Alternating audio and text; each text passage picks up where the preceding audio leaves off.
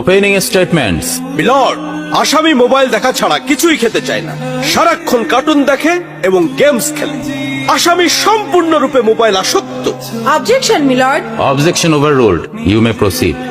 আসামি তার বাবার মোবাইল দেখতে দেখতে হাত থেকে ফেলে ডিসপ্লে ভাঙারও রেকর্ড আছে।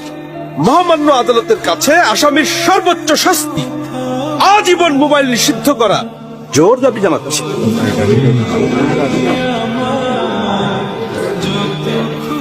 Order, order. আসামি কি কিছু বলতে চায়?